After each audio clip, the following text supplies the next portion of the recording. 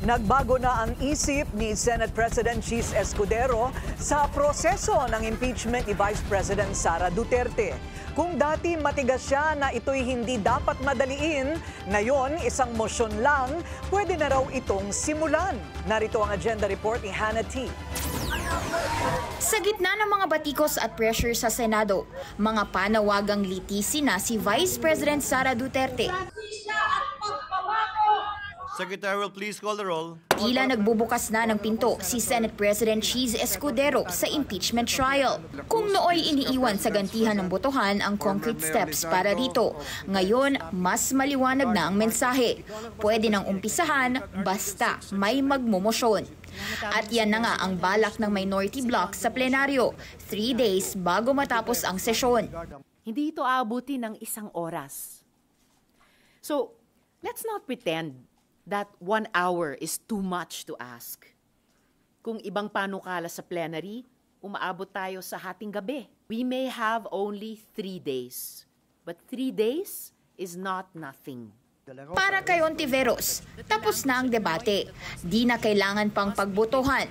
Dapat lang gawin ito sang-ayon sa konstitusyon. Ma'am, yung pag-convene po ba ng Senate as an impeachment court, is that optional? Oh, definitely not. Definitely not.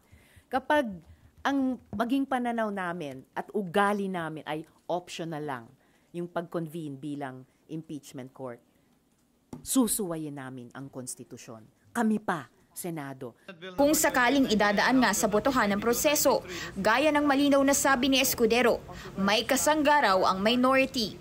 Mismong mga kasama namin sa majority na nag-on the record na payag sila or sasang-ayon sila na simulan na namin ang impeachment trial. Pero wala pa silang concrete schedule. Kailangan daw munang mag-focus sa first step para masimulan na ang pagko-convene ng impeachment court. May inirekomenda kasi si Senate Majority Leader Francis Tolentino na 19-day schedule para ma-expedite ang paglilitis. Mula yan June 11 hanggang June 30, ang last day para litisin si VP Sara. Sa mga nagdaang impeachment kasi sa Senado, gaya ng kay dating Pangulong Joseph Estrada, inabot ito ng buwan. Sa kabila ng public pronouncements ni Escudero, wala pa raw formal schedule na napag-usapan sa loob ng Senado. Sana naman he tells us, either one by one or as a whole. Wala talaga naman. We cannot be just spotting the Senate floor. Hindi maganda yun. And it will look like we are chaotic as an institution. I'm sorry to say.